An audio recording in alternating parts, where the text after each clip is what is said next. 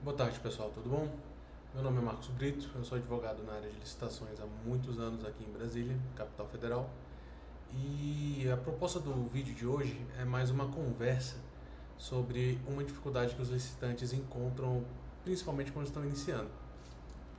Certas atitudes do licitante acabam provocando, vamos chamar de ira ou de raiva, né? Mas um sentimento de desafeto entre o licitante e a autoridade pública, seja ela o pregoeiro, seja ela o executor do contrato, seja ela algum fiscal de contrato, certo? E embora os processos e os procedimentos sejam todos é, regulados por lei, regulados por jurisprudência, tenham fiscalização do TCDF, do TCU, enfim, dos mais diversos órgãos, nós somos todos humanos. E ter a benesse de contar com um administrador público que não necessariamente é próximo à empresa, mas que não vai te atrapalhar, é muito importante. Então a gente vai explorar hoje alguns temas que atrapalham a comunicação entre o licitante e o administrador público e como resolver, certo? Ou pelo menos como tentar resolver. Então você não quer judicializar o seu processo, você não quer recorrer a recursos administrativos, impugnações, você quer tentar resolver antes de procurar um advogado, ou antes de procurar a justiça, antes de procurar a ouvidoria, antes de fazer uma denúncia. Por exemplo, o pregoeiro solicitou uma documentação e você não tem essa documentação em mãos. Muito provavelmente ele vai te dar um prazo. Nesse prazo, não cabe você ficar enviando jurisprudência, falando que vai chamar o seu advogado, falando que isso está errado, isso está certo. Primeira coisa que você deve fazer é agradecer o prazo que o pregoeiro te deu e correr atrás da documentação. Assim você evita estresse e evita custo com o advogado. Nós acabamos tendo uma interrupçãozinha, o cliente chegou, eu tive que atendê-lo, mas sem problema, a gente continua, afinal é mais uma conversa, né? Então a gente parou falando dos custos de advogado. Mas você já ganhou o pregão, você já está com o contrato, já está tudo certo. E aí, durante a execução do contrato de obra ou de prestação de serviço continuado, você acaba tendo estresse com o fiscal de obra ou com o executor do contrato. O que você pode fazer? A primeira coisa é ter certeza de verificar que você sabe as regras de compliance do órgão. Sabendo o compliance do órgão, ou até mesmo se você não souber, nessa hora é bom você contratar um advogado especialista no caso, você marcar uma conversa com o executor do contrato, preferencialmente de portas abertas, na frente de testemunhas, certo? Porque você também não quer cair na arapuca de alguém pensar que você está recorrendo à corrupção. Então, como você não está recorrendo à corrupção, né, essa hipótese, com certeza, você não precisa sequer cogitar. Você vai marcar essa conversa, ou, se for impossível a conversa, você vai estabelecer comunicação com esse executor ou com esse fiscal por meio de e-mail ou aplicativo de mensagem. E-mail é melhor ainda, porque às vezes você não sabe com quem você está lidando, certo? Às vezes a pessoa te odeia e você não sabe porquê, não sabe o que aconteceu. Às vezes é uma pessoa do passado que você não se lembra e está procurando, né, te prejudicar. Então você vai estabelecer essa comunicação por e-mail, preferencialmente. Por quê? Você vai, primeiro, tentar entender o que está acontecendo. Segundo, tentar ajudar a resolver. Afinal de contas, você é um contratado, você tem todo o interesse. E terceiro, havendo suspeita de que você está sendo pessoalmente perseguido ou pessoalmente prejudicado, você vai imediatamente fazer denúncia, vai à ouvidoria, né, vai procurar a justiça, vai procurar o Ministério Público. Por quê? Se você não conseguir resolver aquilo por meio de uma conversa legal, completamente ilícita, você não pode ser prejudicado. Você tem empregados, você tem que pagar seu contador, você tem que pagar seu advogado, você tem que se pagar, você tem família para sustentar.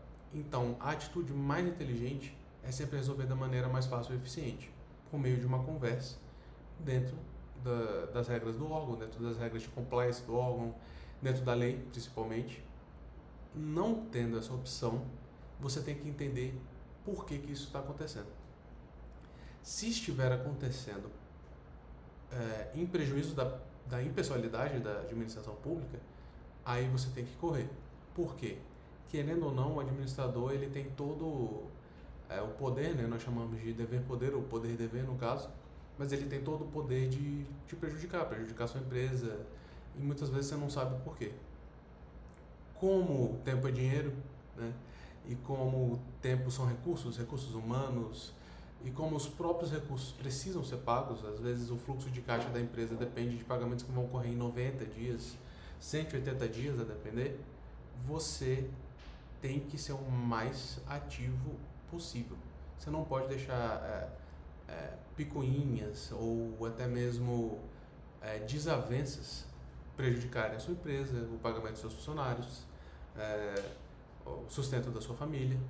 Nesse caso, é recomendável que você já consulte um advogado ou que já consulte colegas que trabalham ou que prestam serviço para o mesmo órgão.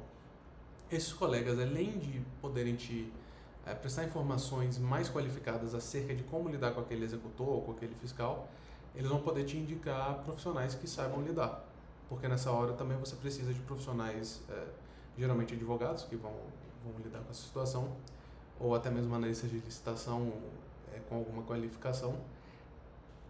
Você precisa de profissionais que vão saber negociar, certo? E não é negociar benesse, é negociar para saber o que está havendo, o que pode ser melhorado e como você pode implementar um plano rápido de melhoria. Seja melhoria de comunicação, seja melhoria na prestação do próprio serviço. Às vezes foi um funcionário seu que ofendeu aquele executor, o funcionário não te contou, o executor não te contou, o fiscal de dia, o fiscal da obra, você não está sabendo, certo?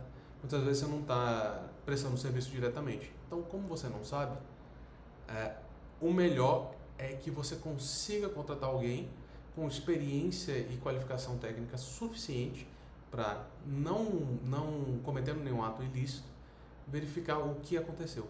Verificando o que aconteceu, elabora-se um plano de ação. Nessa hora, eu recomendaria um advogado experiente na área, certo?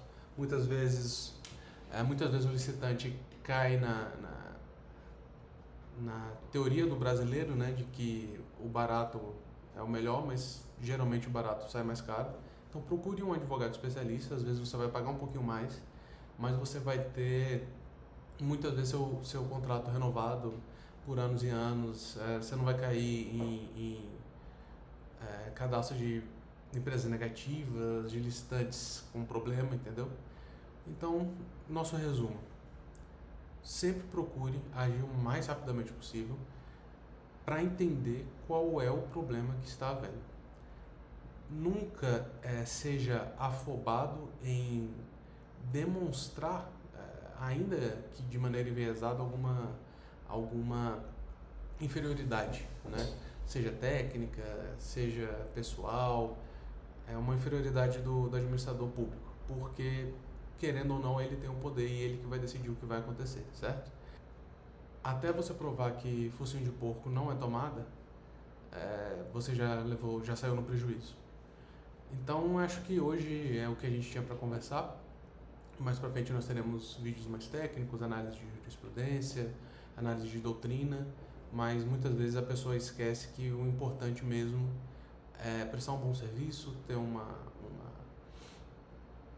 conduta profissional, uma conduta ética, uma conduta que demonstre os valores da sua empresa e, claro, sempre procurar fornecer ao administrador público meios que ele possa executar o próprio desígnio dele enquanto administrador público, que é ajudar a população com serviços contratados de maneira terceirizada, né?